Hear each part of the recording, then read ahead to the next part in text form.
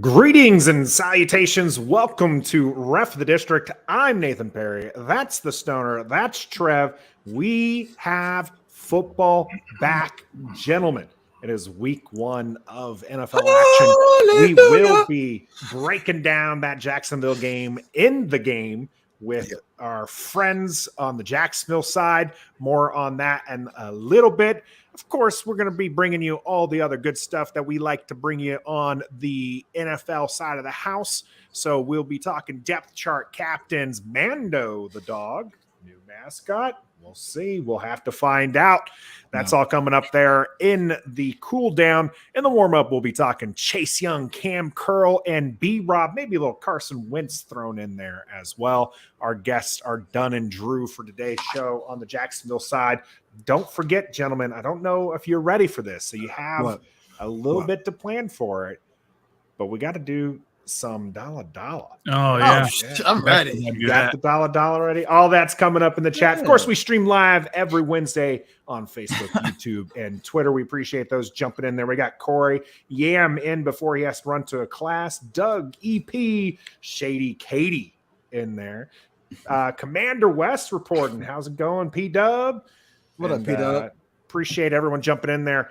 Let us know your predictions for the game as we get there. I would love to hear how you feel this Jacksonville game is going to go. But first, like I said, gents, we want to talk about some of these things that are happening. Cam Curl listed, on the injury report, kind of the only serious one, right? I feel like everybody else is going to be ready for game day. He's the one question mark, though, that we have for it with the thumb. Stoner, are you worried about not having Cam Curl? Yeah. Oh, I'm 100% worried about not having Cam Curl because who's going to replace him? Derek Forrest is listed as the backup behind him right now. You're going to have, remind me, he's the second year guy, right? Yeah. Percy Butler is the rookie, right? Rookie. Sometimes I get those two mixed up. So you got him who didn't play much at all last year. And Jeremy Reeves is kind of the third guy. Special teams kind of guy, yeah. I'm worried. Why wouldn't I be, Trev? Why wouldn't I be worried that Cam Curls might not play? Cam Curl's your guy, so and he's my guy. That's the big thing. That's your jersey. That's the jersey you're getting. So Trev, why shouldn't he be worried? Do you think? I mean, I'm worried too, to be honest. Sure, but also maybe not as much as Stoner because he did participate limited stuff today on the side. Cam did. He wasn't. Yeah, he was. Cam wasn't even there. He was there on the side. I thought he was at the doctor today. Oh, today, yeah, but yesterday he was on the side. So I mean, it's okay. He has to go to the doctor sometime, doesn't he? Today's Wednesday. He's not gonna. I know he's not gonna play on Sunday. Probably. Maybe he's getting like a cast fit. Yeah, maybe he's getting something fit so he can play. You know what I'm saying? Yeah, maybe he's getting seriously. So let's be optimistic here. My man is freaking out. It's week one. But I'm freaking out because Cam Curl is Cam Curl, and I know we don't have anybody to replace him. What if he's limited with some sort of big old cast, club fine. or something? That's not good, bro. Put Jeremy Reeves in there. I have all the confidence in the world. He's not even the backup. Well, put him in there before Percy. He's been there for 4 daggone seasons, 18,000 different coaches, 3,000 different schemes. But he's a step behind when it comes to I trust him more than Percy Butler or Derek Forrest. I mean, sorry, I do.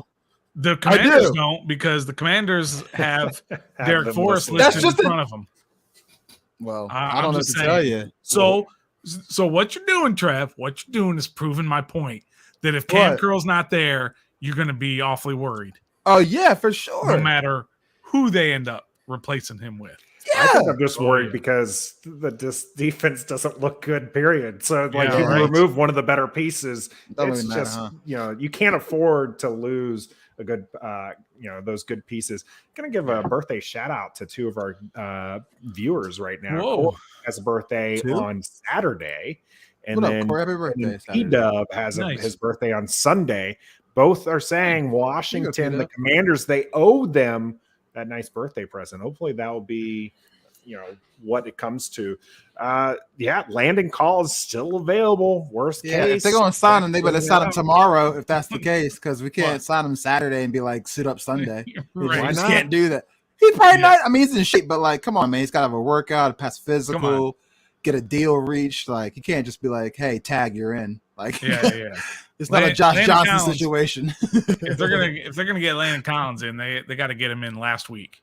Yeah, so it's too late for the Landon Collins train. We're just gonna have to chalk that position up as an L. And hope you win the battles elsewhere. You know what? You know who really wants Landon Collins though? Who? Nobody. He's for the reason why he's not currently on a roster. That's correct. Yeah. You got me on that. That's pretty cold. That's pretty cold. Sorry.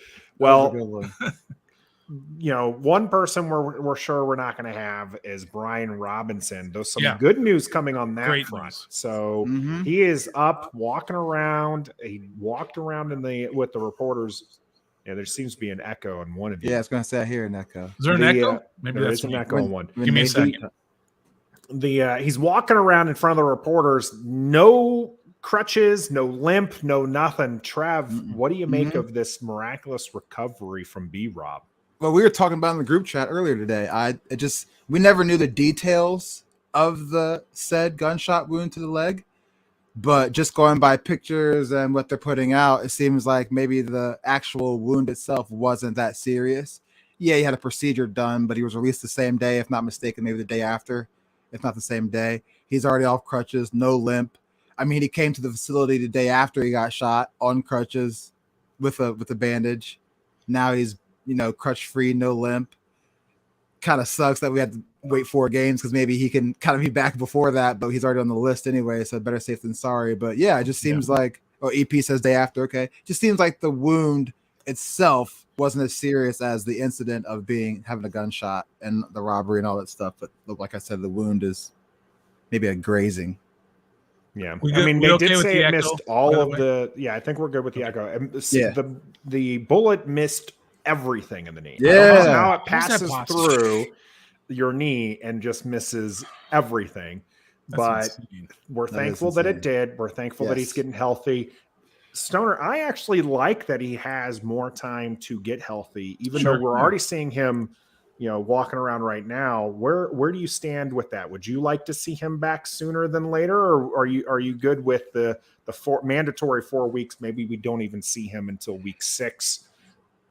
Oh, I mean, you get him out there as soon as possible. So if he's good to go after week 4, starting in week 5, if he's good to go, let's go. The season is only 17 games long. You got to have your best 53 out there, or 46 or 45 on game day out there every time.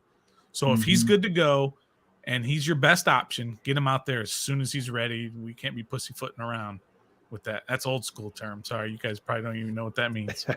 I mean, you could probably figure it out. Lollygagging, taking our time. Yeah, exactly. Can't be doing that. Not in the third year of Ron Rivera, where it's make or break year for him. Sure, you have to get your best players on the field as soon as they are available. One of those players is Chase Young, who came under some scrutiny. Oh my God! Randomly. Also, I just want to say I also was not invited to the Von Miller Pass Rush Summit as well. So. Yeah, I wasn't there. Chase wasn't there, so I can confirm that he was not there. We both were not invited. So. Sack a quarterback once in a while, you might get the invite, Trev. I mean, he was out there for like a private workout, but neither one of us got the invite for the actual summit. So go ahead. Right. Yeah, that was a crazy story, though, wasn't it? Just out of nowhere, some like Arizona Cardinals. Yeah, we're not even playing them this week. just threw out there that the Commanders are not happy with Chase because he went to this camp and not re-injured the knee, but what were his words? He aggravated setback. Had the injury and setback. Yeah, and had a setback. I don't know. He works for Bleacher Report too. Bleacher Report should pull his card right now. Pull his credentials. Well, he got put on blast by first JP Finley. Nikki had a great article that came out today.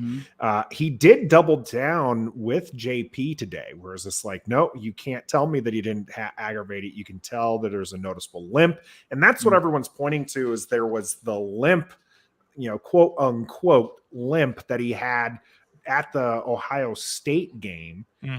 He was walking down the ramp. I have to say that I don't really think that it was like when I see limp. I mean, I don't think it was quite the pimp walk that some people are trying to say. Like it wasn't sitting there like rocking it a little bit, but it definitely wasn't an injury limp to me. Didn't look that way. No. Well, what I want everybody to do is watch that video again of him walking down. Pay attention to the guy next to him. Okay, and I don't know who the same it was. It was Benjamin Victor, wide receiver from Ohio State. Okay. Watch him. He's walking the exact same way. Exactly. Because they're walking down an incline. Now, no matter what, all of that, there was the guy, help me out with his name. His name, actually, I wrote it down. Chuck Smith. Okay. He's like the he is the director of personnel for Von Miller's pass rush camp. Mm-hmm. Okay, or pass rush summit is a specific name. Director of personnel. Which means, and he said, look here, Chase Young was not invited to the camp. Chase Young was not at the camp. It's you all are putting fake news out there and you need to apologize for doing so. Yep. And he said that. So all those people who are saying, now Chase Young was working out with Von Miller. There is timestamp proof that he was doing that in Colorado, not in Vegas at his camp. Nope. Okay, so wherever this guy got his information, I know he didn't make it up. He didn't just all of a sudden say, I've been reporting on the NFL for 28 years, and today I'm going to make up a Chase Young story and see what happens. Somebody told him, but he didn't vet that information, and it was bad information. But he put it out there. And like you said, Nathan, he doubled down. Now, he did that last night with JP Finley. Was it last night? I thought it was today, but Yeah, he was saying, look, he's limping down the thing, JP. You can't tell me he didn't have oh he didn't my aggravate gosh, bro. But anyway, it was just kind of crazy that this whole thing blew up. The most important part of the whole thing, I believe, is that Chase Young has been at camp since camp started. The Commanders are happy with what he's been doing at camp, and he's progressing along, and they're happy with his progress. And you know what else I'm happy about? For that, that we didn't have to feel the need as an organization to make a comment on that, as a team. Thank God, it blew up, and it solidified everybody together, right? Like which is interesting. There are people who very much dislike JP Finley. And there are people who dislike him that were like, jumping on board with him and just trashing this other reporter here, the beat reporter for Arizona. And it was kind of nice to unify us right before week one. Was pretty impressive, especially with somebody who some of the fan base doesn't like. But I mean, there's plenty of fan videos. George Carmi posted a few from his time at the training camp where you can clearly see Chase moving through the drills, walking without a limp. So those are out there.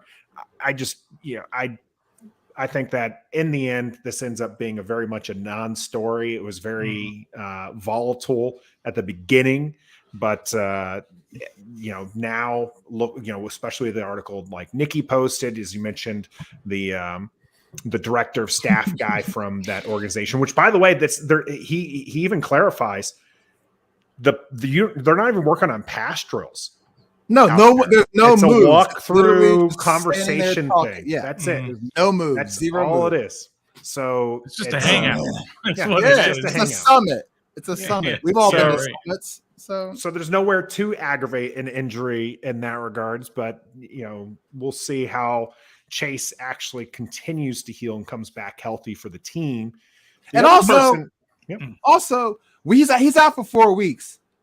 Not to say we don't care, but he's not important right now at the very moment. Right. We got the people, the things that are important is who's on the 53 for week one, and he's not on it right now. So why are we even worried about it? If he was set back, he's gone for 3 more weeks anywy. What's the deal? Whatever. Yeah, the most important thing is we got to figure out how to kick some Jaguars' ass. That's the most important thing right now. That's definitely step one for this week here. Carson Wentz is a big part of that. But Carson Wentz is another one that I want to bring up here real quick before we bring on our guest. Yeah. That has been just absolutely getting massacred throughout I mean, all the rankings his that are whole out there. career. 538 even put one out that had that was flipping like atrocious. CJ Beathard and like these guys above Carson Wentz. Mm-hmm. I mean, Unbelievable. Unbelievable is what it is. Now, we tweeted out that, Carson Wentz is our guy. We're going to stick with him. It doesn't matter what these other people think. But JB, we did. We're wearing a little bling here. Ref the district. I mean, this is the old one right here. Old school, it's hoodie season, so that's right. That's right. Stoner, what do you make of where the media continues to put Carson Wentz? I mean, behind everybody.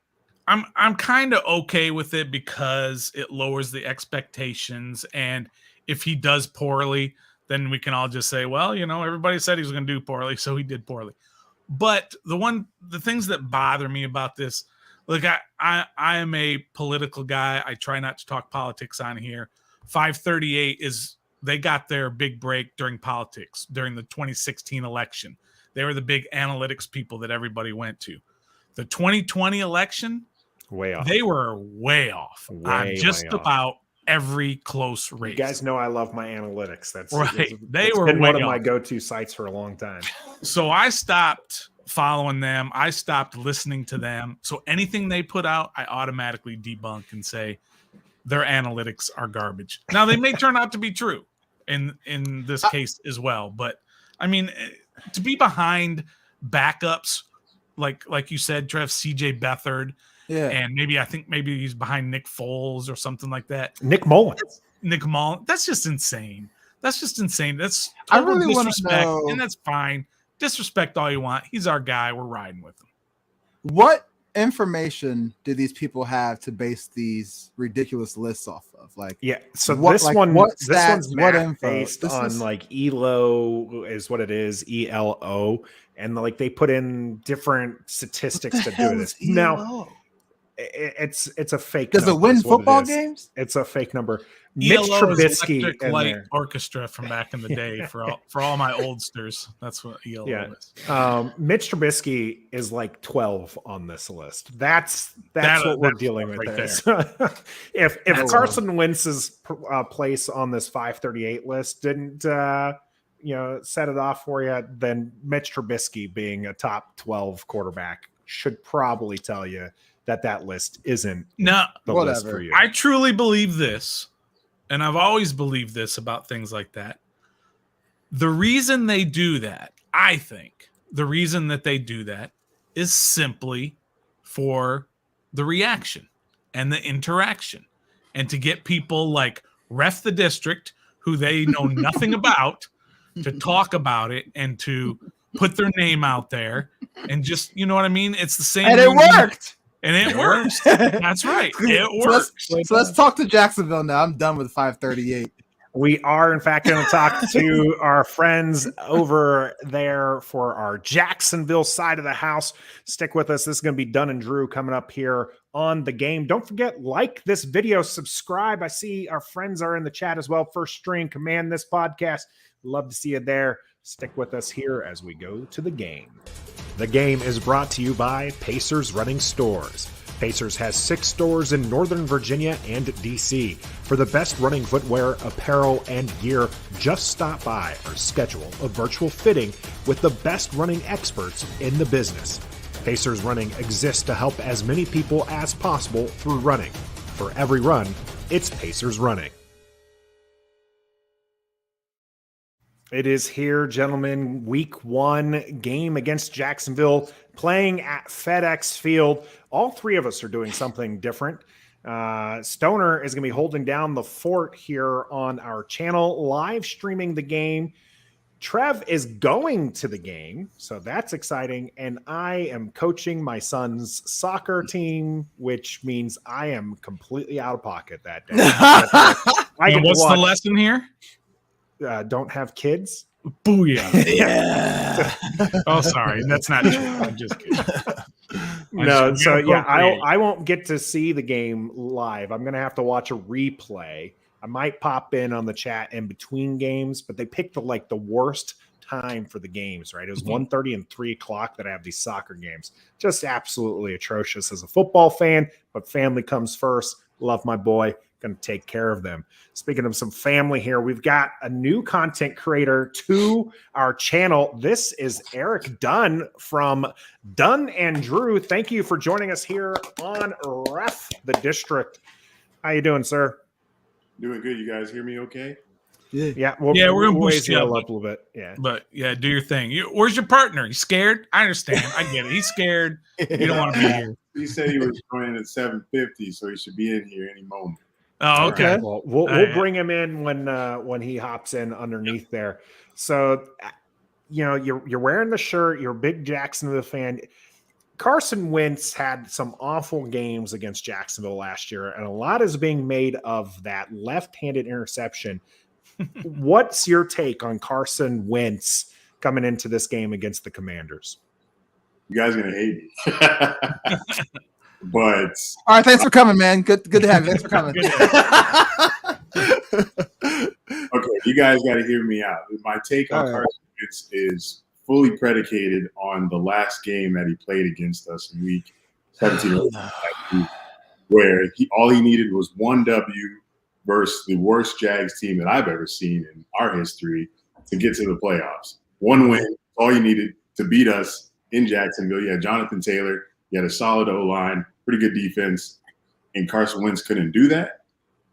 It had me in shock. We had fans dressed as clowns going to this game because we were clowning on our own GM. We weren't even worried about the Colts. Sure. We were worried about who we're taking in the draft and getting our GM out of the building. And here we are winning the game by accident. And I'm like, this is Carson. We're playing him week 1 now after we got another year of Trevor Lawrence with an actual good coach. And Trayvon Walker now in a rebuilt defense. Preach. I'm not scared of Carson Wentz after what I saw in week 17 last season. Say what you want about the Jags, but I'm probably the most practical Jags fan of the week. I know a lot of them will be like, oh, we're going to win 10. We're going to go to the playoffs. No. I think we're winning 5-6, and one of them is against the Commanders. Early game prediction there. I don't think you realize that we do have control of whether we can hear you, whether we can see you, and you keep doing this blasphemous talk, then you might find yourself on the outside looking in. Hey, I've been talking about Carson Wentz for the past 5 months. Sure. So. Yeah. We're just like you. We're ready for this game as well. Yeah. Looking forward to it. Well, we snuck them in during you talking there. For our audio listeners, though, we want to welcome Drew from Dunn and Drew here to the chat. Thank you for joining us. Thank you. Thank you for having me. Of course. We just asked your partner in crime here for his take on Wentz. You were agreeing with him. Well, I sent him in here because I heard you guys were talking a little bit. You singing Wentz's praises. I didn't have too much time to listen, so I'm not sure exactly what you said, but I heard that it was positive toward Carson Wentz. So I just want to maybe you guys can clarify what was being said. But I wanted to get him in here as quick as possible because that had to stop. Got to shut that down. So the talk is that 538 placed him behind people like Beathard. Really? Behind Nick Mullins. Absolutely. Let me see if I can bring that up. Right. Shout out to our buddies over here at Command This Podcast for the super chat. Holy moly, we are having Dunn and Drew on tomorrow. All right, so that's a great group of guys there. He's behind. Go easy on them, though, Steve. So starting at 30, I'm starting at 30 from that list. Teddy Bridgewater's 30, Daniel Jones 31, Nick Mullins 32. He's behind Daniel Jones. Yeah, Beathard 33, then 34, Carson Wentz. I guess we're gonna play good cop, bad cop. I'll be good cop. This is that 538 NFL quarterback ratings list that we were talking about before we got you guys on here, where Carson Wentz felt like pretty low because he's behind CJ Beathard and Nick Mullins. Trubisky's what, 11 on this list? Trubisky is 12th. 12. Gardner Minshew is 18. Okay. Colt McCoy is 22. Drew Lock is 24. Where's Trevor? Trevor Lawrence is. Oh my gosh! Stop. How far down you gotta 45. Go? He's 45. He's right after Joe Flacco, right before Tyrod Taylor. Justin All Fields. right. Throw this list out. Okay, so there we go. I'm Trevor, with y'all. Trevor Simeon's above him at 40, so that's all I I'm gotta with say. y'all. This is a bad list. Bad, Yeah, bad okay. list. It is a bad, Before bad you even list. said Trevor, bad list. Yeah, it leaves a lot of questions, which there are a lot of questions for our teams, both of these teams coming in. Dunn, you mentioned how last year was one of the worst Jag teams that you're expecting. You're not expecting great things from them this season. But Drew, where do you sit with the team? You know, second year for Trevor Lawrence, a new coach. You guys got rid of that one crazy dude. Travis Etienne's back. Yeah, you get some pieces back. Drew, where are you thinking your season's going to end up there in Jacksonville? I said 8 yesterday. Eric said that you couldn't pay him $100 to say 8 wins. But you could pay me $100. You pay me $100, I'll say 11. I get sucked in every year, but I always try not to. I just feel like Doug Peterson, everything looks normal right now, which is supposed to happen in a normal franchise. You're supposed to look competent and like you belong in the league. But last year that just wasn't the case. I didn't see it at the time. It came out later with how crazy everything was. So at least it's normal. And I think that amounts to at least a couple more wins. So the development of Trevor Lawrence, so many offseason additions to the team. I don't think we added enough offensively to hit like playoff contention come December, like playoff race come December. I think the lack of offensive firepower, like we're in the AFC. It's going to be so hard to compete with those teams. So I think we're going to hover around 8 just because of Doug Peterson, Trevor Lawrence getting better, Travis Etienne, another weapon on offense, and Christian Kirk, good wide receiver 3, playing as a wide receiver 1. And I think that'll amount to 8. That's my hope. And I mean, that's a big jump to go for. What was Oh, it, yeah, 2 it last year? Am I getting that right? but Was it 2? 3. 3. So it's 3 to How's- 8 is a huge leap. Hey, it's the NFL. how's- I think that can happen easily. Sure. How's your guys' schedule and when's your bye week? Wow. Our I bye think week it's a late bye week, right? pretty late. Yeah. It's after a AFC West run. We go Oh yeah, the gauntlet. Broncos in London, Raiders, Chiefs, somewhere in that order, and then our bye week. So we have Yeah. 2 teams and then a bye week. So our bye week's like week 10 or something. Yeah, we have a late bye week. We do Giants bye week. Giants is how. But we do have a bye week, it goes week out in 1. December. We do start with Oh yeah, let's go ahead and bring this back up because this is why we invited you on here a little bit is to talk about this game. You both seem very certain that Jacksonville is going to win this game. What is it? Outside of Carson Wentz, what is it that has you thinking that this is an easy victory for Jacksonville? By the way, I peep in your background; it's great. So I appreciate it. it's so hard for me to to say easy win because I said that last year versus Houston, and I don't say it. I know it will be tough. I know it's not going to be. We're not going to breeze by the team. But my viewpoint is, if we don't beat the Commanders, then I'm panicking, just because. And I'm going by purely optics. I'm not like as deep in the team as you are. And I know if someone said that about the Jags, I'd be like, okay, we'll see. But it's hard with Chase Young out, Carson Wentz, how we played him last year. And I know we have a different defensive coordinator. But it's just not good football. And you guys probably have a rebuttal to this, but you can tell me what happened. Why was the defensive line coach released? Was it defensive line coach or defensive coordinator? Defensive line. Defensive line coach. Just purely going off optics. And I didn't even mention the stadium. Terrible optics. Probably worse optics in the team. I only wish if we don't get the win is don't injure. I don't want the field to injure Trevor Lawrence. Nor do I want any Jags fans injured watching the game. Yeah. So for our audio listeners, Drew has the guardrail breaking on Jalen Hurts as his background. So that's for our audio listeners. Well, I got a question for you guys. All right. So what you guys probably don't know is that I actually grew up in Jacksonville.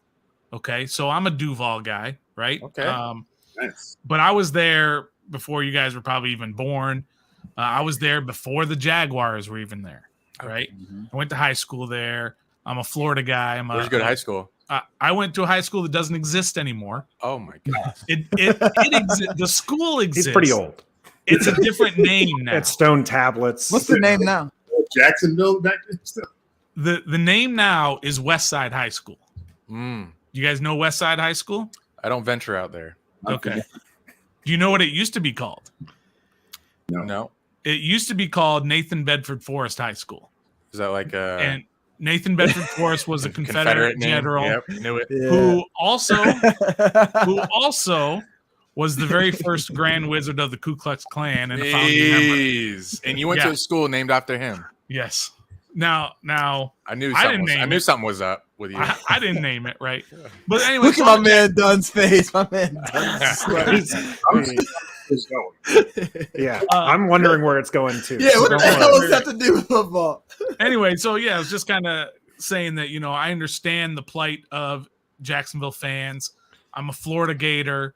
So, I was a big okay. Urban Meyer guy, of course, right? Who couldn't think. I mean, you guys might not remember, Nathan and Oh my Trev, do you God. remember when Jay Gruden got fired?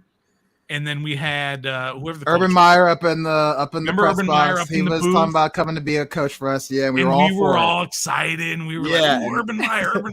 I don't They know got about we're Urban all Meyer. excited. What the Yeah. hell happened with Urban Meyer? So you took. Wait a minute, hold on. Before you answer that, it took you 10 minutes to ask that question. First, We're talking Yeah, about because- high school. because we're, first like, of all, I Ku have to Klux make Klan, I can see that. Confederate. I can see the dots connecting there. First Okay. of all, I have to make it all about me first. Yes. Of course. then It's I like can get Stoner to when my he question. when he tells us about his sources, and he's just like, Yeah. "So my grocery bagger's mom's Right, sister's that's right. friend has a brother who told his grandson," and it's just like, "Go, okay, Stoner, let's get Yeah, yeah. going." It's- But hey, the question It's all is, about me first. and What the we'll hell ask- happened with yeah, Urban Dunn- Meyer? We'll have to talk to Dunn first on this one. What happened to Urban Meyer? Yeah. How the hell do I know? Me and Andy we were backing Urban Meyer like crazy. We still have our content up for when we made the hire. We're just like, Urban's a culture builder. He had so much success in college. He's going to come here and do the same thing in the NFL. And I have never been more wrong in my life. I had no idea that bringing Urban Meyer in here was going to cause the season that it did. And last year was one of the – because I travel to a lot of away games as well, not just the home game. So I'll be at the game this Sunday. Mm. Hopefully I don't tear my Run into Trev. I might run into you, Dunn. Hope you do. Won't be hard to miss. But Right. Urban Meyer coming here, I was extremely confident going into week 1 against Houston. And after I saw the first 3 weeks, I knew which way the season was going. But it blew my mind because I was last season, and I knew we had no chance of winning any of them. But I still kept going because I have this NFL stadium bucket list. But I torture myself going to these games, and it was awful. That's why I said it was one of the worst seasons I ever watched for the Jaguars last year because we weren't really competitive. We weren't scoring off touchdowns, and we had injuries. We had Carlos Hyde starting instead of James Robinson. Everything was a mess. And now we get Doug Peterson in here, a guy who actually has won a Super Bowl. And another reason why I think the Jags will actually be competitive against the Commanders on Sunday is because if anybody should know how to beat Wentz, it's Doug Peterson, the guy who drafted the guy. And he's not even as good as he was when he started for the Eagles back in his MVP days. So Fair. I think we have a lot on our side coming into Sunday. And I just hope that I'm right, because if we don't win Sunday, then I don't see our season going well at all, because our schedule is not easy. Even though we have Jets, Lions, Giants on it, we still play a lot of Commanders. teams. We play a lot of tough teams. And I told Andy, I was like, if we don't beat the Commanders, we could start 0-4, because we have Colts, and then we have Chargers, and then we have Eagles. That could be easily 0-4 for the Jags. What's funny is So- this is a game where both fan bases are chalking it up as an easy W. Well, I don't know. Nothing comes easy for the Commanders. Nothing so- comes easy. But They do start the year against the bottom two teams from last year, Jacksonville, then Detroit. So Okay. you it should be Should get at least one. to 2-0. So- Nothing comes easy. Or 2-0. Drew, Dunn said that having Doug Peterson is an advantage because he knows how to beat Carson Wentz. But do you guys think you have the pieces on the field to do that? Carson Wentz specifically, or because yes, we had fewer pieces last year and we beat Carson Wentz. So I say yes. But the whole team, the team as a whole, I don't know you guys' team very well. I'm interested to hear your guys. Like, I'd like you guys to inform us on what we should expect. Because like I said, coming in here, like the optics don't look great. So convince me that it's going, like, scare me. So scare me. Well, first of all, the name alone should scare you. We are the Commanders, okay? That's brand new, so that should be frightening. Can I get your take on that? Because I'll be honest, this isn't just for this show. When that came out, I was blown away because I didn't like it. Okay, first of all, and the logo.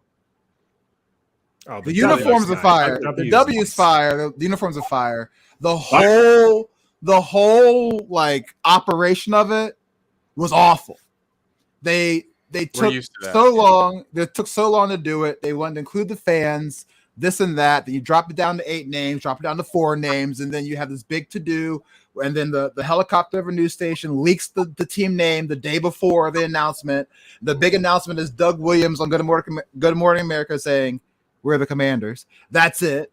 It was like a big to do for a huge letdown. We all didn't want the Commanders on the rest of the district. We wanted either Legends or Hogs or something else. You didn't care? Interesting. It's a name. What does it matter? Yeah, I don't care. So, win football games, and they could be if they hoist a Super Bowl, they could be the pink butterflies, and no one would give a damn. Exactly. It's just a name. Dumb names that we don't even think about just because they've been established for so long. Yeah. So how many Bengals do you know in Cincinnati? Yeah, exactly. So what's a Jaguar in Jacksonville? Yeah, we actually were talking about that on our podcast last night. Like the Jaguars have the worst named team in all of Florida. Like the Gators make sense, the Tampa Bay Lightning makes sense, Miami Hurricanes make sense, Miami Dolphins make sense. Jaguars is the only one we thought of that, like the Magic. I love the Magic logo, the Magic idea, Disney. Gators is one of my favorite. Jaguars makes no sense. But you're right. Win a Super Bowl. Jaguars. Yeah. Win a Super Bowl and it doesn't matter. Commanders all day, baby. Yeah. I'll rep that W logo. There you go. W logo. Nah, but you asked about our team. All right, so real talk. We have Terry McLaurin. You guys know. Oh yeah, Scary Terry. I drafted him in my fantasy league. There you go. I have Antonio Gibson on my team, but I don't know if I should start him. I wouldn't start him with the first few weeks until Brian Robinson comes back, and then you can. Then it's kind of questionable. I want to start him against our linebackers and our defensive line. Convince me. This is them trying to convince me. All right, so Terry McLaurin. I guess you can throw Gibby in there. We have a healthy Curtis Samuel back, which he's no slouch when he's healthy. No, he's quick. He's really not. We have who else? Well, you're sleeping on Jahan Dotson. Jahan Dotson, our rookie. He's been quiet. He's been quiet. Yeah, Penn State. He's been quiet in the preseason, but we just saved him for the regular season. He's coming. Logan Thomas is coming off ACL. Say what you want. He is a legit big target for. I know, Dunn. I know, but that is what it is. And then our defensive line. On paper, we have a whole bunch of first rounders from Alabama and who knows where else. But we just Jonathan Allen is going to be in the backfield. Forgot about Jonathan Allen. Yeah, Jonathan Allen is absolutely going to be. When did you take him? In he's first round. He's first rounder. Yeah, he's a first top rounder. 5. What year? No, he's like 18th overall in like 2016 maybe or 2017. You're gonna make me correct you on air. Yeah, he was like 16th, But to 17th, be honest, or 18th overall, somewhere in there.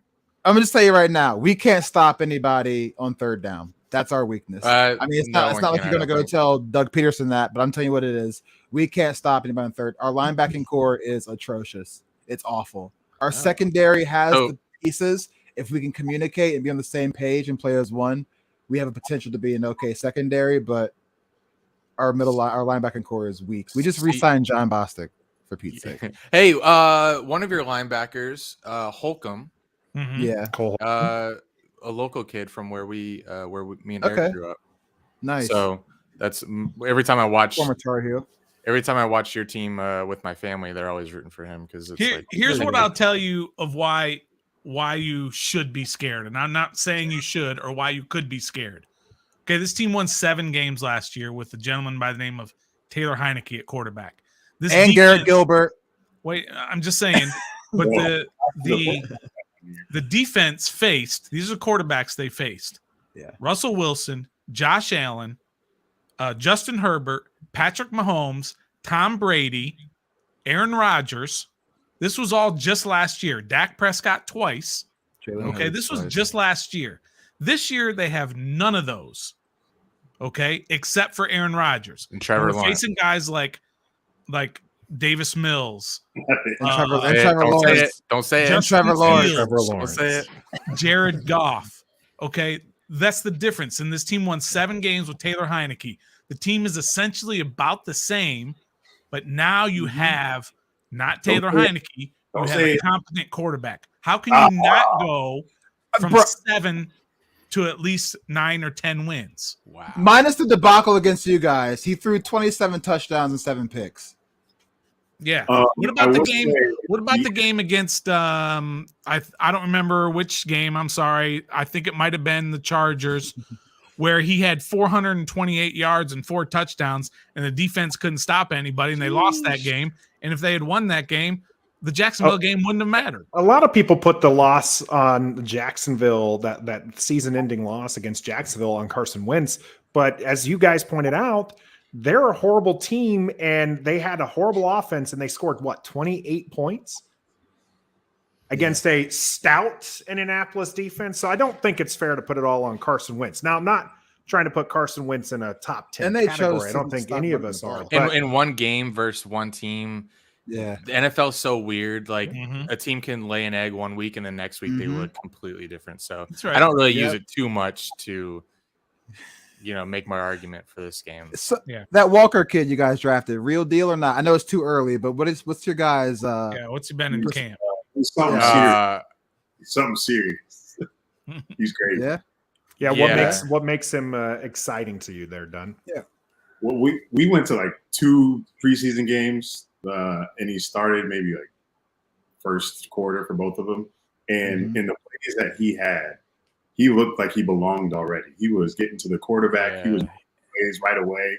It's something I haven't seen in a while on the Jags team. And it's somebody we needed on the other side of Josh Allen, who's, been consistent for pretty much his entire duration here. But just from looking at him, he's a beast on the line. Like, no one's going to be able to stop him. He's huge, strong, fast, quick, and he bullies up the offensive line. So, like, he pushed the offensive lineman back in the quarterback's face, and I'm ready to see what he can do against Carson Wentz. Because how's your guys' offensive line? It's actually It's one of actually the not better bad. parts of the team. Last year ranked as a top It's really 5 versatile unit. too. They did change out a couple of the guards there. You might be familiar with one of them. Yes, sir. Norwell? But the offensive coach line coach is absolutely just, probably bar none the best that's in the NFL right now, because we were down to our 5th center last year, and we're still able to, push and get running yards and again, win games with Taylor Heineke against the likes of Tom Brady. Right. So since you have Doug Peterson this year, what changes are you guys have already seen or looking forward to see from last year to this year with Doug Peterson and Urban Meyer? Because as crazy as Urban Meyer was, he was still coaching. He was still on the sideline. So what does Doug Peterson bring different besides the obvious? Drew for that one. Anybody? Like, what makes you more confident because of Doug Peterson besides the Super Bowl and all that? Like, is it going to open up for Trevor Lawrence? Or? Yeah, his resume, NFL experience, used to be a quarterback. Apparently, Trevor and him, they're speaking the same language. And normalcy is probably that's the least you can ask. But No staying back to hit up the college bars. I don't think I don't know where he's from, but if we visit that city, I don't think he'll be staying back for any whatever Nice. Urban Any stayed for. hangouts? Yeah, hangouts. Yeah. It's a serious guy, and we need that to get the culture shift that we've been begging for in Jacksonville. Because last year was abysmal. All these stories are coming out now. Like we didn't, but I saw Leonard Fournette in an interview laying it all out about the Doug Marrone coaching hire as well. So just the culture in Jacksonville has been awful for the past 5+ years. So to have Doug in the building, like regardless of what happens on the field, just being in the locker room with those guys and having a guy like him who's serious about it, who's got the ring, and all these Jacksonville players know nothing about that, I think that's just going to be the best place where we can even begin before we even take the field. And that's where it all starts, right, in the locker room, before you even get on the field. How's Travis Etienne looking? He's looking like he's never been injured. Really? There are a few runs where maybe two where people highlighted where coming out of college, it's like, can he play between the tackles though? Can he like find the running lane? And there were a couple runs where it's like, oof, it's hard to teach a running back to do that. It's like instinctual that they either will find that hole in between tackles or they'll always try to bounce it outside. So we'll see how good of a every down back he is. Apparently James Robinson's healthy. Yeah, I don't expect him to play too much. If he does play 3 or 4 yards here and there, Travis is probably going to get the most carries, but he's probably Etienne's probably going to be the most biggest difference maker for us on offense. You did mention that your linebacker group was probably the weakest on defense. Yeah, I know you guys. I don't know your history playing Evan Ingram, but I know he didn't have the best career start to his career on the Giants. But he looked like a stud tight end against Washington. When he played you guys. Yeah, always looked like a Pro Bowler against the burgundy and gold. So you guys saying that you don't have great tight end play, I guess I am excited because Doug Peterson loves tight ends. I am excited to see what Ingram and our other guy Dan Arnold can do. And you gotta realize we got all these new players, a bunch. We got Ingram, we got Kirk, we got ETN back, we got Zay Jones. We haven't even really seen these guys play yet. We only saw a couple series in preseason. So a lot of this stuff that we're talking about, we're guessing. We're just hoping that it looks good. So we haven't played an actual 4-quarter game with starters on the other side of the ball. So there's not much to go off of, but we're very hopeful that it works out for some of the games. Obviously, I'm not expecting a huge jump. It would be crazy if that happened, but it is the NFL. But if we get one injury, one thing I did see in preseason, we don't have much depth at all. Well, we don't either. I'll be 100% honest. There isn't anybody on Jacksonville's offense that just puts the fear of God into a defensive coordinator. That doesn't mean that they can't break out and have a good game. I mean, Christian Kirk is a damn good receiver, but does he put fear in you as a number one receiver? No, he doesn't. I think Drew said he's a quality wide receiver 3 playing wide receiver 1 there. Yeah, but I'm not sleeping on them too, because if we do get caught slipping, I mean, they can absolutely break out. Any of these guys can break out. You can't take anything for granted here. But I'm just saying that they don't scare you like you're going up against some of these other teams that have all of these weapons that you really are scared of. These guys just don't scare you, but that doesn't mean that they can't be successful against anybody. But I'm hoping maybe we have the Belichick route where none of his players scare you, but they just go down the field and score on your ass. That's true too. Absolutely. Could be the way it goes. This is Dunn and Drew, by the way. I've got a couple newcomers to the chat here. Redskin 007, DMV Sports Zone, Metaphor, Doug, all in the chat, coming in here recently in the middle of this. If you guys have a question for Dunn and Drew, make sure you let us know. Put it in the chat there. We did have Grayson asking, what's in the cup there for you, Drew? This is a premix old fashioned. I'm addicted. Not to where I have to go to meetings or anything, but I'm addicted to this particular drink. Yeah, what brand is it? Who makes that one?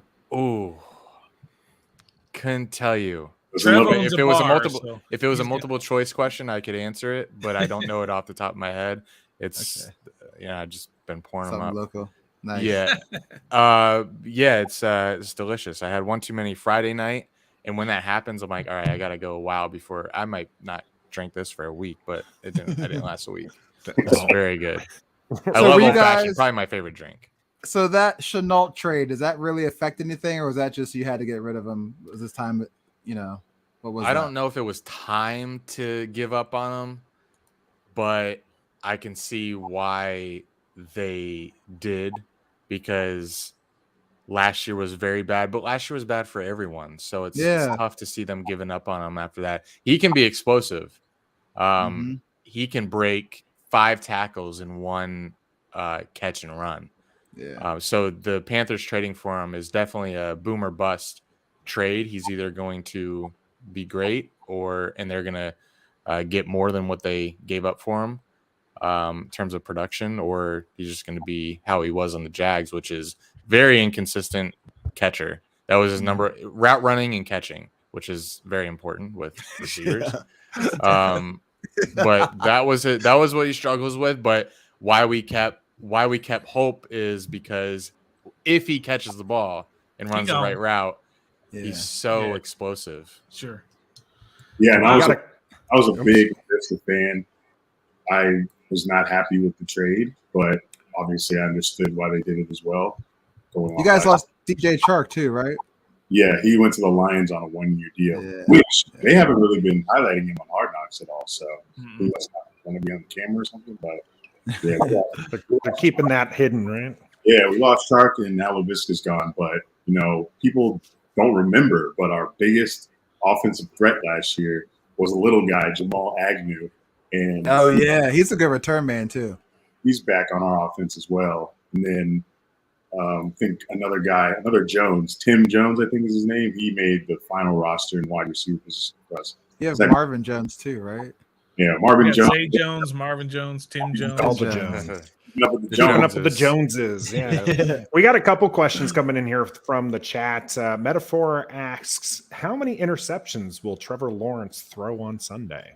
Realistically. On Sunday. Because I never got to actually see him play. Is he an interception-prone quarterback? Like, who is threw Trevor 17 Lawrence? last year? Earlier he in led the league, didn't he? I think he tied with Stafford. Yeah, he was tied at first last year. So yes, but earlier in the season he threw a lot, but once he got, I guess, used to the speed, his interception numbers went down very almost to where he had none for a string of weeks. But unfortunately, the touchdowns weren't there either. But I don't even know if I can't go off anything I saw last year. It was a so bad. It's not the Peterson offense that will be thrown. What's the prediction though? How many do you think he throws? 1, none, 2? Oh, Sunday. If he throws 2, I'll be upset. I'll say. Oh man. I would say 1, but it wouldn't be his fault. Okay. Go off of one of the receivers. But we can't blame Chenault because usually it's Chenault's fault. Blame Ingram. Yeah, There probably you go. Ingram. Yeah. Yeah, I can definitely see a ball bouncing off of his hands. Because Ingram in his games that he's played, he's been catching the ball, but people keep saying wait till that game starts. So, Yeah. so it's a wait for us. We haven't seen any of these guys. Here's a good one. One of our fans, by the way, as being a pessimist, says our D can't catch, so 0 interceptions. Grayson here is asking about Sheriff. A lot of fans were, kind of excited to see him walk away from Washington, namely because paying that much money to a guard didn't seem worth it to him, to them. But I mean, he is an all-pro offensive lineman. Where do you guys sit with Sheriff on your team? We definitely needed an upgrade. I just haven't. I got to see him in the regular season. Is he going to make the All-Pro on the Jags? Probably not, just because you don't get much recognition here because we're always bad. And even when if a team like the Commanders don't make the playoffs, they're still in the Washington market. So a player making Pro Bowl or All-Pro is a little easier than if they're on a bad Jags team. So I don't see maybe Pro Bowl. I don't know. I guess it'll depend on how Etienne and Robinson do. Well, you know what's funny? Andy posed this trivia question to me on our show. He asked, "Who is the highest rated player on Madden Jags?" Yeah. Is it Sheriff? Yeah, it's Sheriff. It's a hit. And it's Yo, that's hilarious. No, it's not. That is actually funny. That is actually pretty That's good. hilarious. Yeah. I'm tweeting that after And the then I show, said, too. every year, our highest rated player on Madden is whoever we picked up in free agency. Every single year. It's never someone homegrown. Yeah, gotta be there. We have from Shady Katie here, over under 100 yards from Total Big yards? E. Yeah, Yeah, we're is just that gonna go like total right, like yards. total yards? Yeah, If we're it's going to total yards yards- from scrimmage. I think Etienne will have over 100 yards from scrimmage Sunday. Trevor loves throwing to that guy, and he's so from preseason. He's very explosive. When he finds a hole, he's explosive. They went to Clemson together, and they're finally back together. He's throwing to that guy all the time. Yeah, no joke. They're gonna find That's his wide receiver one. I'm looking forward to that. They're gonna find a connection. Well, that just might be a ticket for success for the Jacksonville Jaguars on Sunday. Let's go ahead and get your actual game predictions in right now. I know both of you are chalking this up as a W, but it's not burgundy and gold W. What's your Jacksonville win look like? What did we say? We hope we want to score at least in the 20s, right, Eric? We You said want we want 3 touchdowns. Said I want at least 3 touchdowns. So Give me like 21-18. Jags. we don't have we kept a kicker that didn't even play preseason. I think we were going. Yeah. Oh Right. yeah. Hey, expect kicking woes from us Sunday. Yeah, there That might is be. gonna, good. Yes, that is going to Yeah, bite us. no more in the Josh butt. Lambo. Good. No. Apparently, we're not. FedEx Field is a horrible place for kickers. That's what our own kicker says. And Interesting. everything else that wants to go to. Yeah, 23, no joke. 25 to 19. It'll be there. 25 to 19, 21 to 18. Okay, so both these guys getting a victory in there for Jacksonville. Corey Lott says it's going to be 28 to 21. The I would- Washington Commanders. Rain in the forecast for Sunday. Yeah, I did check it today. There is rain in the forecast. Great. Absolutely. I think our defense. I don't think I saw a 28 score prediction pop up there. Yeah. I think our defense this year is going to be very good. So I don't see 4 touchdowns anywhere from. I mean, the biggest what scares me the most is your receivers. Terry and Curtis Samuel. Yeah. That scares me big time because we've always been beaten by 40. Yeah, right. 40. We've always been beaten by receivers like Curtis that can just outrun. They take it across the middle and just outrun everyone. I'm just too used to seeing that as a Jags fan. So And we've got news for you, and we kind of mentioned this earlier.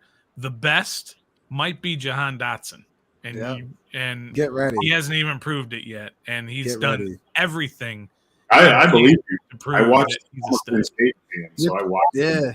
So Mhm. I believe you when you say that. Yeah, are you guys making your predictions now, Nathan and Trev? Or Yeah, are you we might guys as well let them in on our predictions. Stoner, you got yours ready? Yeah, I'm going to predict. I've thought about it quite a bit. I honestly have. I believe it's going to be 23-9. Jacksonville. He's picking wait. Jacksonville. I don't think we're making 3 field 23-9. Who? 23-9 Jacksonville. Oh goodness. Well, sorry for laughing.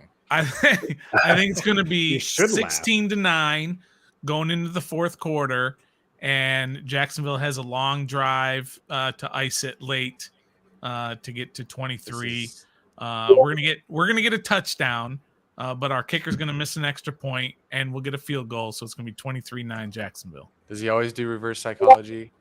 Sometimes he does. This is why I picked him first, because sometimes if both of us, Trev and I, pick the same person or the same team, he'll go opposite just so that way there's no. But this guy doesn't believe in jinxes, so I don't know why he does it. Okay. Trev, who do you got on this game? Definitely not that BS that Stoner just spit out. I mean, it's week Metaphors one, bro. ready For to real? fire him over here. Let's just fire You Stoner. you double warn them about Jahan Dotson, then you go and say we're gonna lose. Yeah. I'm just, Go back to Florida, bro. You can go back to Jacksonville with that. Oh, Y'all yeah, need that somebody might be else the- on your pod. Y'all need Dunn, Drew, and Dunn, Stoner. Drew, and Y'all can Stoner. have that. There you go. DSD. There we go. I'm doing 27-13 Commanders. I think you guys will come out and sucker punch us in the beginning. Go up 10. 14-0, that's 7-0 y'all. quick, That's y'all. but then we'll buckle down and take over the rest of the game and win 27-13. Okay, I will go with the Commanders as well. 23-17 is what I'm predicting. Nice. I do think Jacksonville makes it interesting there, and we are sweating bullets by the end of it. As, Trevor Lawrence has the opportunity to drive down the field and start. And he throws a pick. But we'll see how it goes.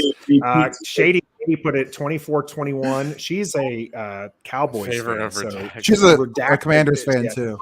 She refuses to put down the Commanders there, but she's picking the would too. Commanders on that one.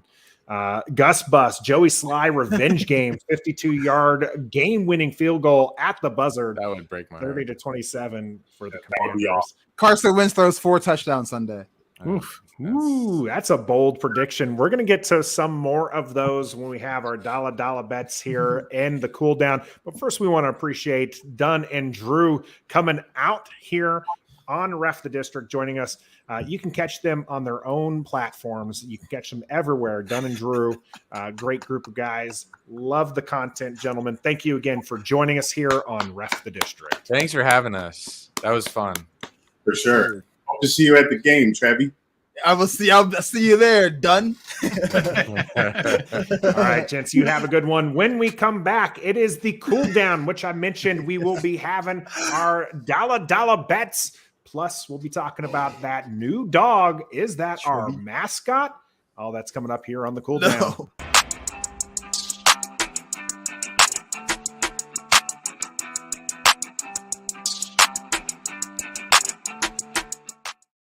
You got to respect the game there. I like and them. Loving the Jags, right? You can't be a bandwagon fan of the Jacksonville Jaguars when they've been as bad as they are. Trev, you got your hand raised. Okay. Now that's us, right? Real quick. yeah. Stoner, what the hell are you doing predicting that for week one? Hey, Washington's gonna smoke their ass. I just wanted to make them feel good. I just wanted to make them feel good. That's all. I want them to feel welcome. Because you do that. You do that. That's the Super I don't Bowl want moment to, right there. I That didn't was want pretty to good. pile on top of them, while they're here as our Okay. guests All and right. everything. Okay. We're whooping their ass on Sunday. What are we doing here? I mean, come on. You guys know me by now. You guys sniffed it out I mean, from the beginning, right? you've done it before, so that's why I was just like, You what are you doing? you do like to be contrarian, just to be contrarian. I'm glad that that's a fun little bit here. Some fun being happened there in Ashburn as they released the hounds, specifically Mando the dog. What do you guys make of this? Just pointing it out. I keep teasing that it could be potentially the mascot, but they're not the only team in the DC area that has a dog. There's a very specific reason for it. But Stoner, where do you sit with Mando? Yeah, I think it's a pretty cool idea.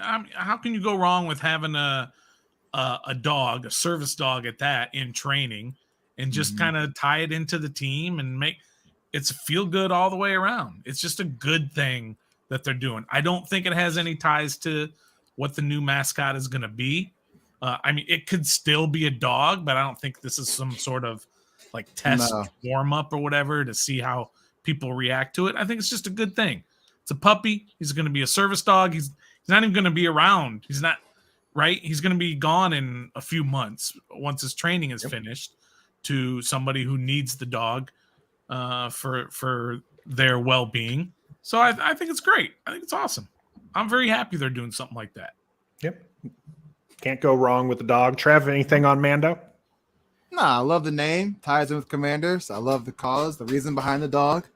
It's great. Yeah, I don't think it's a prelude or a teaser for a mascot, even though a dog was a choice that they gave us to choose from, and it would make sense.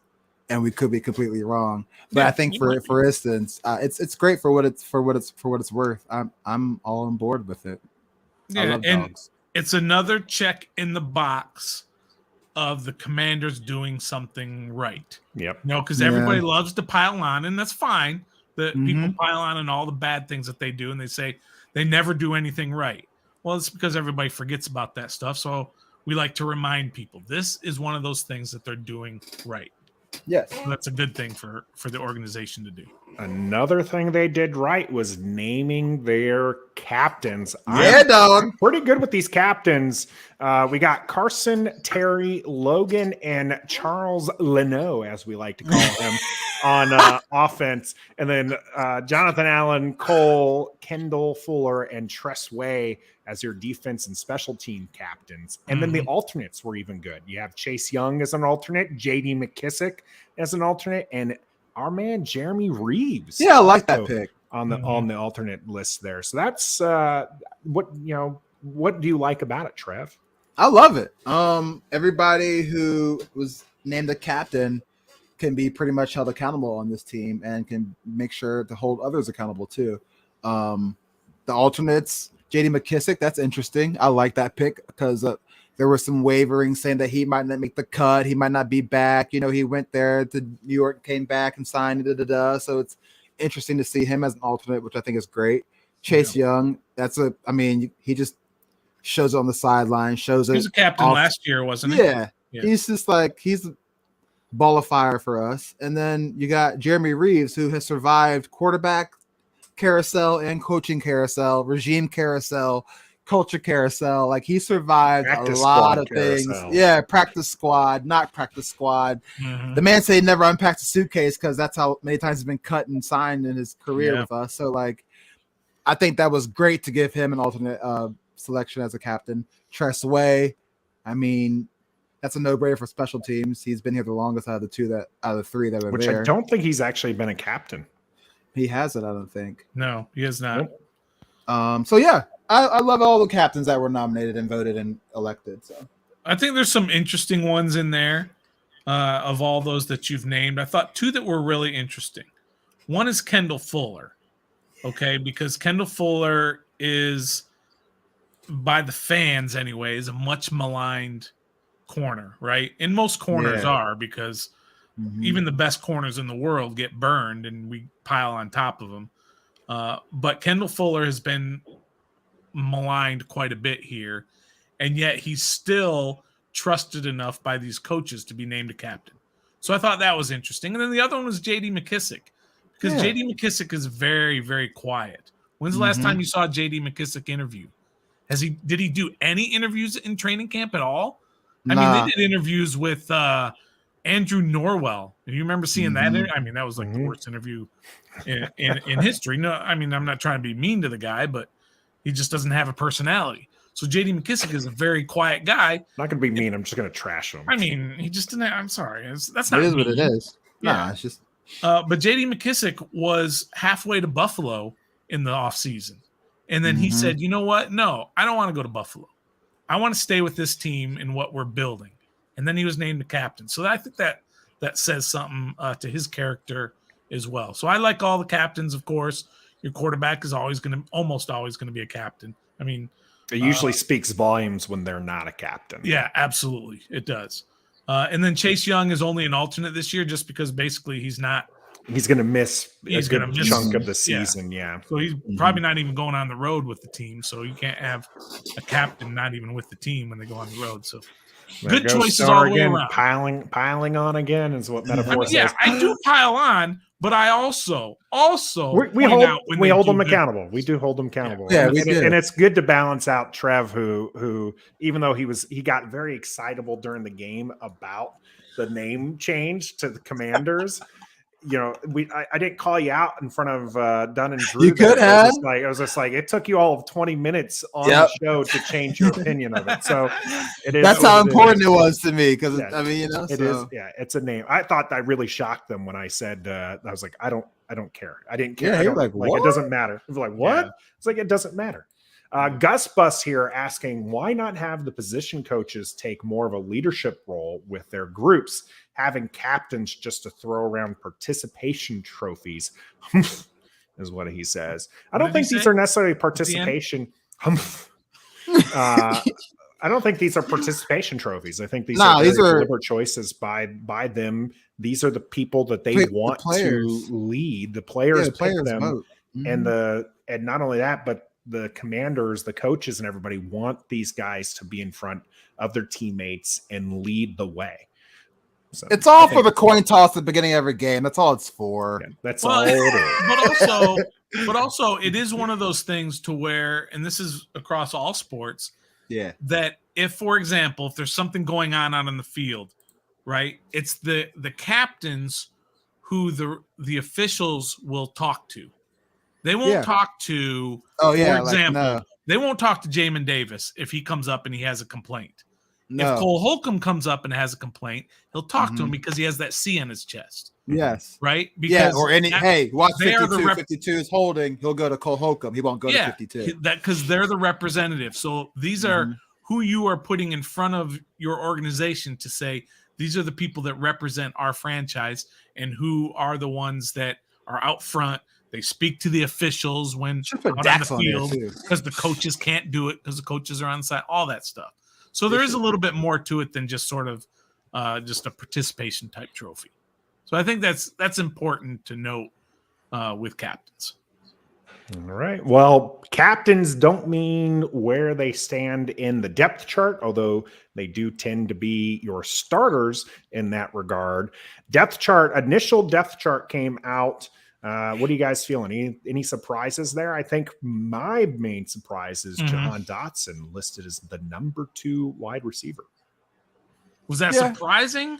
Or is it just surprising that they listed him as 2? I think it's surprising they listed him as 2. I figured Curtis Samuel would be 2 and Dotson would be 3. I mean, you're seeing a lot of these first round wide receivers. I mean, Chris Olave, I think, was listed as number 5 on the Saints. So I don't think there's a whole lot to these initial depth charts. Like once it gets to the game, then that's what actually matters. Yeah, that's what. But I was Percy Butler ahead of Jeremy Reeves. Kind of was like, really? I mean, I know he's a rookie, but like above Jeremy Reeves. Yeah. Okay. So, but like maybe it's no stock to these. There's just something to put out for the wavelengths because they have to put it out there. It doesn't matter until game day. I agree with those. I think a couple other surprises were Trey Turner ahead of Wes Schweitzer for the right guard because Trey Turner has barely practiced all season. I mean, they signed him to be the starter. I mean, so I didn't find that surprising because it's his spot to lose, and just because you don't lose it to injury, right? Like so, especially over the preseason, I just don't think that's how it's. And then the other one I had was, I don't think it's surprising, but it sort of is solidified because we were all kind of wondering, is that Dax Milne was listed as kick returner 1 and punt returner 1. I don't think that's necessarily surprising. No. But we were all kind of wondering who's going to be that guy. Is Gibson going to be the kick returner with the whole B-Rob injury and all this other stuff? Now we know. The coaches think Dax Milne's returning punts, Dax Milne's returning kicks. Dax Milne is dressing for every game, which does not bode well for Mr. De'Ami Brown, I think. Maybe Cam Sims, because of his injury, Cam Sims did miss some time miss some practice. He just came back today, but it could be De'Ami Brown, could be the odd man out again. Like we talked about that last week, right? De'Ami Brown might be receiver 6, and if he's receiver 6, then he's not dressing. He ain't dressing. Yeah, very well could be. We got a couple of good questions here. All right, that I want to get to and to dovetail us into our Dollar. It's been a long time since we've had our Dollar here. The Rockman 1033 asking, who do you guys think the first player on our team to score the touchdown? You guys want to put $1 on this one? I think this is a good one for $1. Sure. I will say that the first one is Jonathan Williams. Scores the first touchdown for the Washington Commanders in the It's history of the Commanders? I got Curtis Samuel. Wow. Okay. And who do you have there, Nathan?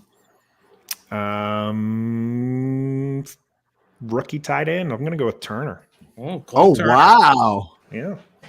Oh, wow. Okay. I'm going to go with Turner scoring Right. that first. So it doesn't mean we all lose $1 if like Jahan Dotson gets a 70-yard bomb. Damn right it does. We all lose $1. Who do we lose $1 to? We just go in the negative. Lose it to the house. We're just going into the all right. negatives. I'm writing these other guys down though. Gus Bus has got Wentz on a quarterback QB sneak. I like that. Gus Bus. We got Metaphor with Turner as well. Corner fade. You guys. I mean, if Dax Milne is returning kicks, does he steal that first touchdown? Like, he does. You'll go. Yeah. No. No, he's not returning. Did you see how bad the kick return unit was? Jahan Dotson with the bomb from Corey.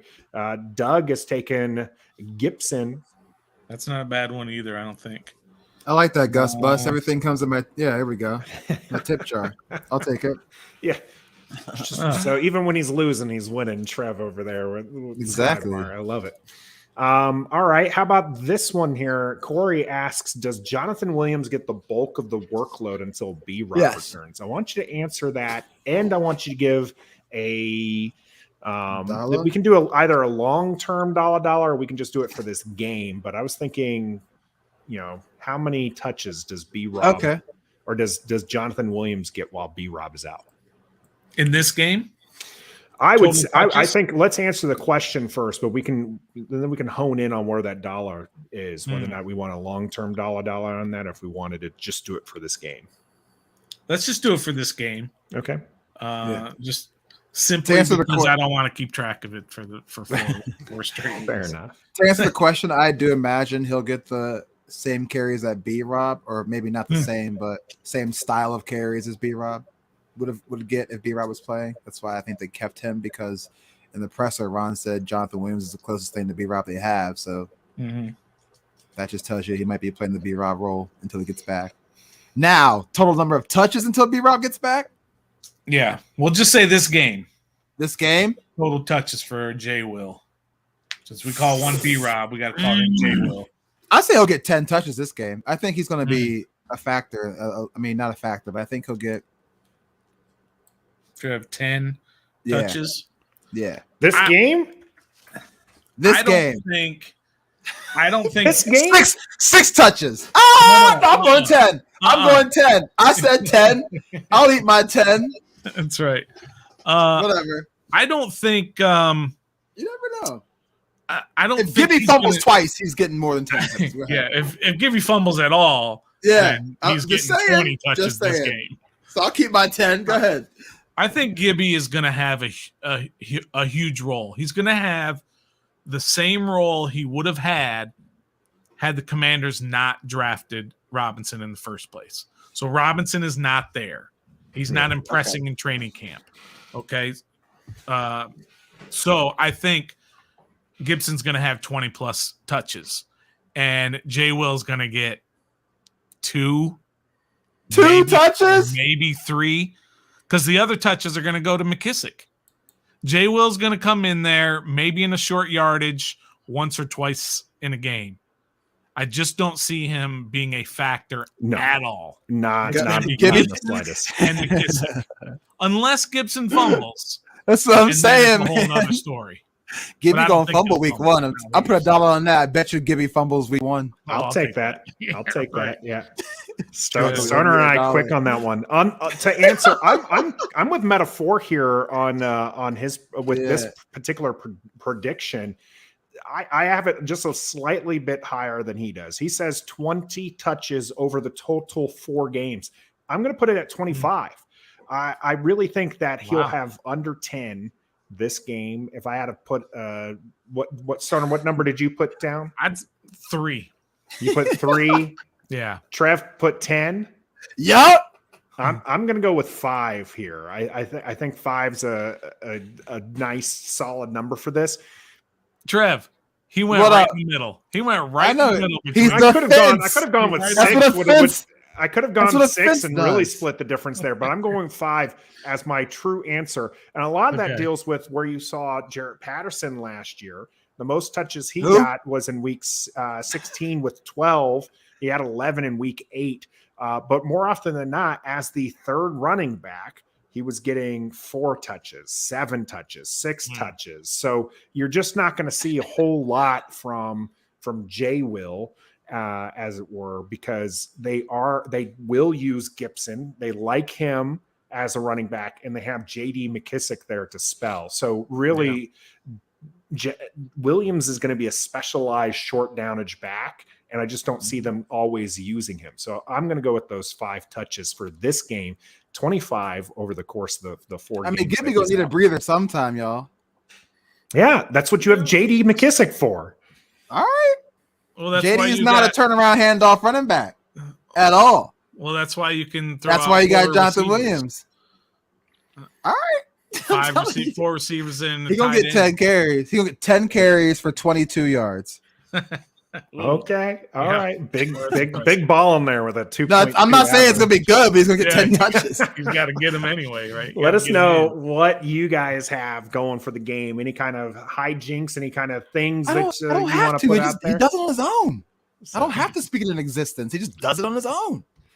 Corey commenting here, don't jinx it, Trev, in regards to Gibby fumbling. Please don't even speak it into existence anymore. It's just like our man Stoner always talking about injuries. He's going to fumble week 1. By the way, have any of my injury jinxes ever hit? No. So it's not a jinx. So that's true. We're going to blame you regardless. Just I know, so right? You know. I think the first one I said was probably... Was it Gibson that I said? No, it was McLaurin.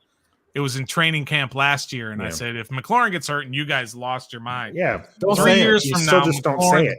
3 years from now, McLaurin's going to get hurt, and you guys are going to. Yeah, no, he just signed a contract, and this is the prime time for him to do it. Okay, so stop. Metaphor here with a very bold take, by the way. Curtis going to get more touches in the run game than Jay will on Sunday. If they're smart, they would not do that right now. Them? You're with him on that? Yeah, you want to take that bet? I'll write that down if you guys want it. That ain't happening. The reason why I'm even tempted to take this action, Stoner, is because you said Jay Will's going to get 3 rushes. You're saying that they were going to run Curtis Samuel 4 times out of the backfield? No, it says touches. So he might have 3 catches in a run. Oh, yeah. No, he's definitely going to get more touches. No, listen, it says Curtis is going to get more touches in the run game than Jay will. In the run game. Okay. Yeah. Okay, there we go. Yeah. That's why I was just like, you really think they're going to give Samuel the ball? Damn, I shouldn't have read that. We could have had that $1. Damn it. No, he would have tried saying, I didn't have all the information. I did, I wouldn't have said it on that. I wouldn't have said it on that because it's written right down. Yeah, you know what? It's also written down how long pup is, but you don't want to bring that up, do you? But you guys agreed that it was. I know you guys. I did not agree. I'm telling you, you go back and watch that. I very specifically was just like, when you're like, so you're saying 6 games? I was like, no. I'm saying he'll start the year on pup. Because I knew 6 games was too much. Not true. We could go over this again and again. But I just said, what is pup? 6 games? You're like, yeah. I said up to 6 games. You said it was definitely 6 games. We had people commenting that it was 6 games. So it was like, okay, well, it's 6 games. But I'm just going with the flow. I knew better. Anyways, let's move on. Samuel gets more overall touches than Jay will. Oh, easily. Well, duh. You said okay. It's the run game. We knew that he was talking about the run game, Stoner. All right, very good. Yeah, Steve. How many we got right now? How many we got? What? How many dollars? Yeah. We actually only have. Well, we have 2. All right, we need one more at least. I see you in the chat there. Don't forget to like this video, subscribe to the channel, but also I got one. Give us a dollar bet. Give us something to talk about on the first bet. If the first TD is also a dollar, then we have 3. Okay, so we have 3. Okay. Trevor Lawrence rushes for over 50 yards on Sunday. I'm taking that. He's athletic, but I don't think. No, 50. That's a lot of yards. I'm taking Trev. that dollar. Yeah, Trev. He can scramble for 13 on one, scramble for 15 on another. That's 28. He and could. scramble for another 20. That's 48 right there. Your and math then sucks, but he could, but it's not going to happen. 15 and 13 is 28. I thought you said 13 and 13. Sorry. No. All right. Trev says 50 yards rushing for Trevor Tilo. Lawrence. Yeah, dog. Stoner Nathan Because saying, now the way that we rush our quarterback, the middle is wide open, and he's going to just run, slide for first downs at least 3 times, 4 times, maybe. Jamin Davis. We got 2 people taking the under on that one, by the way. You can take all the. You can, Rockman. that's fine. That's fine with that. Jamin Davis is going to make sure that he doesn't. He regrets running up the middle. That's right. He's going to I'll say pummel that. it. If Jamin Davis can diagnose the play, then maybe so. But until then, hey, we got John he's Boston doing to do that. the next dollar bet has to be Nathan Jamin Driven. Davis. Nathan Okay. Driven. All right. Okay, I got all one right. for you. Washington has at least 2 passes that go for 35 or more yards. So it doesn't necessarily have to be Wentz, right? What the hell? Just So 2 you're passes. saying Washington has at least 2 35-yard pass completions. Yes. 35 yards? Ooh. I'll do Whoa. whatever Trev. If Trev goes with you, I'll go against. If Trev goes against you, I'll go with Trev. We're using Trev again as a as a Nathan, barometer. 35. 35 plus yard completion. Oh, okay. You know what? I'll. Oh, I'm kind of with you on that one, Nathan. I'm with It's you. gonna happen. It's very at possible. Least 2. At least It 2 doesn't are mean gonna happen. 30-yard bombs. He could throw a screen. He could throw a slant, a little hitch route, Absolutely. cross. Doug says, you're based on what the Jags guy said, Dunn Drew said, he thinks that's possible. Okay. I will just for the action, I'll go against it, but I hope against they it. Attaboy. I Yeah, think, and I actually think they will. But I'm just want glad that. I'm glad you guys are on board with that one. I was actually going to go with 40 yards, but I was like, let me see if I can't sneak 35 in.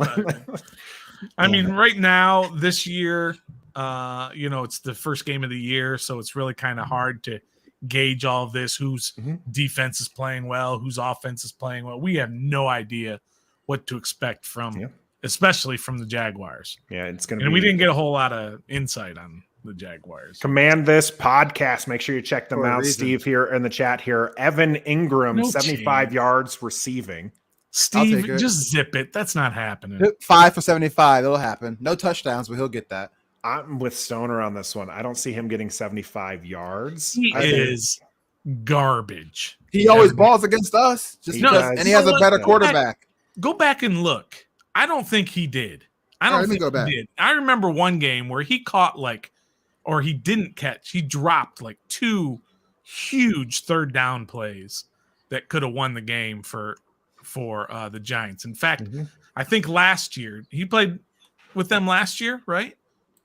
Didn't Are Evan you ready? Ingram he play was them last year? He played with them Okay. last year. Yeah, I Here think we he go. had a really bad drop in that game where Washington kicked the field goal to win the game early on in the year. Where if he had caught the ball, they had a first down and they could have run out the clock, something to that effect. Oh yeah, he's think he's definitely not garbage. getting 75. His season high last year in a game was 61. I mean, Yeah. that's only 14 yards less.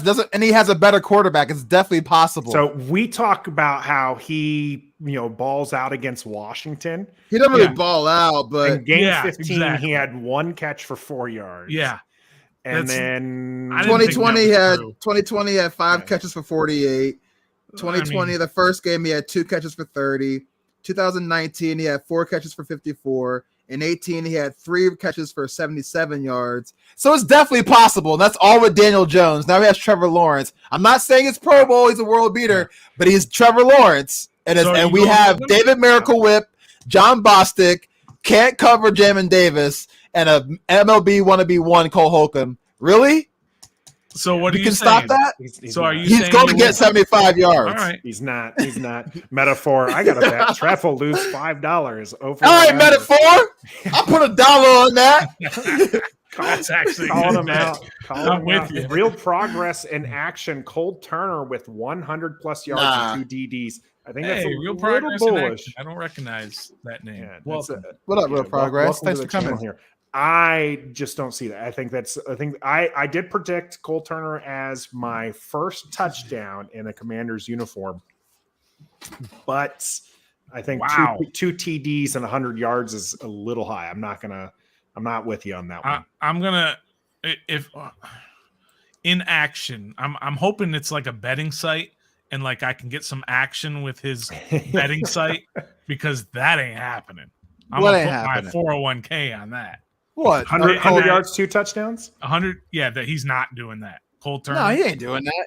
100 Cole Turner will yards. get maybe 3 targets this first game. So Maybe Stoner, 4. no. Nathan, no. Trev, no. Okay, yeah. So I don't think. Yes, thank you, Steve. Thank you, Steve. That's why that's fair, but Bro, not that's Evan why Engram. Yes, it will be Evan Ingram. Oh, It's not going to be 75 yards. I'm It's not gonna saying happen. it hasn't. Steve's with me. Steve's with me. Brockman at least likes the 2 TDs for Cole Turner. I think that is potential, but I'm not going to go safety blanket check down is what real progress says. It's possible. I'm Remind telling me- you, He's a big those target. routes. He is a big target. Telling you, Let's bro.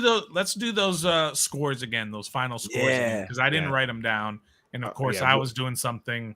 You were I was just playing a joking game. here. Yeah. Real quick on this one though, before we get to the scores, Sly Guy with a 50-yard field goal. Make or attempt. Yeah. This makes.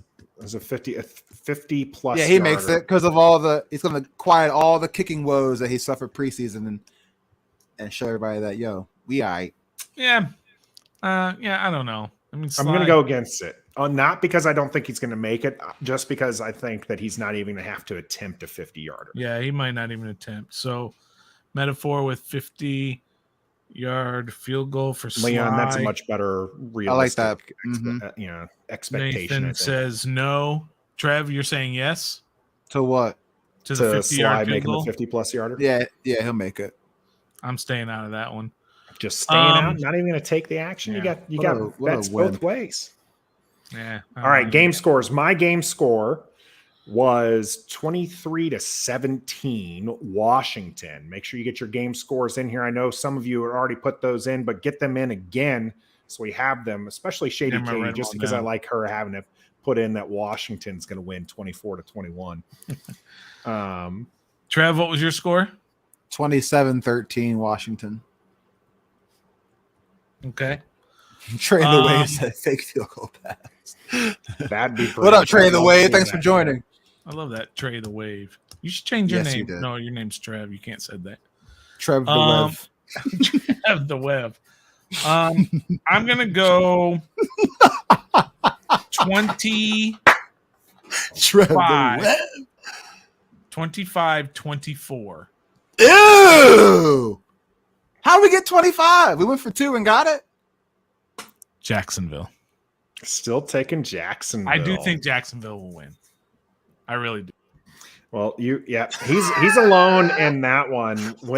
I guess he's not. Leon's with you on this one. 21. No, No, 21-7 us. Washington, 17 Jags. He's picking Washington. Metaphor with Washington, 36-16. Doug, Washington, 27-20.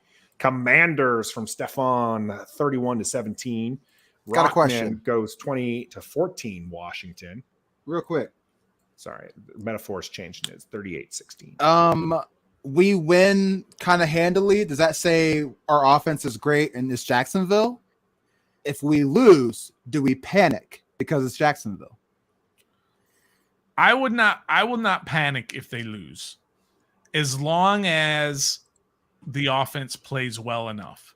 And if they score in the mid-20s and we lose, I'm kind of okay with that. Not in terms of the season being a success, but in terms of not worrying about the offense. I don't know if that really makes sense, but no, I don't panic if we lose and play fairly decent. So no. Okay, so what if we lose, and we 23 to score 9? 9? Yeah. Yeah. you definitely have concern panic. about that. I think you Against the probably worst team last year. you can't So if we- overreact to week one. Okay, so But yeah, Right. it is Jacksonville, and if Yeah. you can't produce against Jacksonville, then you're really hurt. I don't think I walk away feeling good about this game if it's a loss, period. Like they can put up 35 points, which we haven't seen Yeah. forever. and But lose. if they lose, I don't I'm still care. not feeling happy because that like you can't. I'm just do that. panicking Yeah, you can't because we do play that. Detroit next, who's probably better than Jacksonville. So I'm just saying. Did you put Steve's up there? I did put Steve's up there. It's 24-23. He agrees with you. Yeah. Trey the Wave is with the Commanders at 30-28.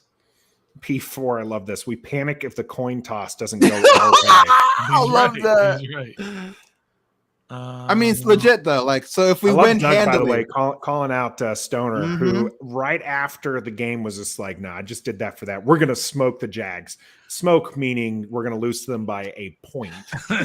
I said that to get you guys back on my side because Trent was Yeah. really mad at me. Yeah. So And then if kicked we you off Big win- Sam.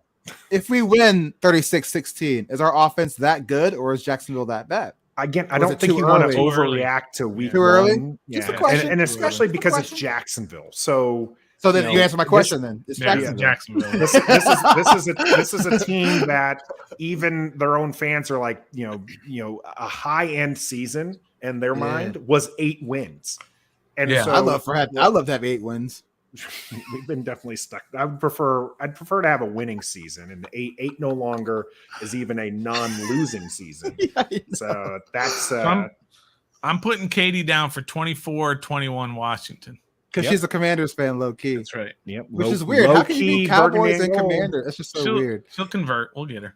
It's just so weird how you root for both in their rival. If the Jags do us like Philadelphia did us when they had Vic hit. Yeah. Oh yeah, that Monday night game. the Monday Night Massacre. Yo, Uh, oh my! I don't know. Yo. I'll tell you this, because I'm not going to be able to watch the game. I'm going to be coaching my son's soccer team during the game. I won't show up and, for day after reckoning. If that happens. I honestly will not rewatch the game. Like if that's if I'm I not come showing up back for and Monday people are show. like it was the opening day not. massacre, I just don't know that I can bring myself to watch the disaster that it is. But you guys will both be there for day after reckoning, regardless of it if it's a 1 point loss or a big point loss. I'll be there because like this. That's what we do. In fact, you can actually catch Stoner live during the game. We will stream it when I don't have to coach, which I won't have to coach for the Detroit game. I will be there as well. Trev's going to be at the game for week 1, but we expect him back in the seat there, helping us out with those calls of the games. And of course, we do day after reckoning, the day after Washington plays at 7:30, just like we do this every Wednesday on Facebook, YouTube, and Twitter. And Stoner's got his finger raised. I changed my name. Trev the Web. Trev the Web. Got the name changed on Nice. And don't forget, on Day After Reckoning this coming Monday, we already have our guest booked, which would be EB from the Junkies on 106.7 The Fan.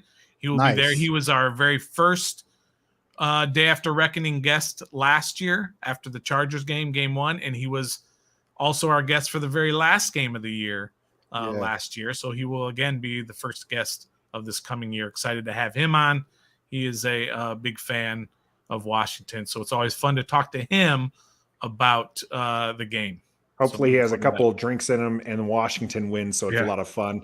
Redskin 007 Washington 35-14. We dominate and they score 1 in garbage time. I've got all these written down. All right, we're going to see how those go. Let's one last bold prediction for the game on Sunday, week 1.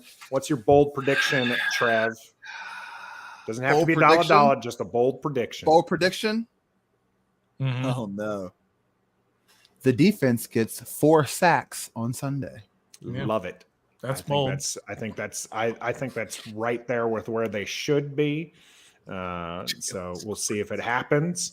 Stoner? Bold prediction. That's a pretty good bold prediction. Bold prediction is that Dax Milne will return a punt for a touchdown. That's very bold. That is pretty that bold. is Mr. pretty Steal bold. Girl. It is pretty bold. My bold prediction is going to go against my game prediction. Okay. But my bold prediction is that Washington will score more than 30 points. Let's go. That's it. Week 1 is coming up. We're all very excited for the game. We appreciate everybody jumping in here and coming out for this wonderful edition of Ref the District. And until next time, Beat the Jags. Be a fan.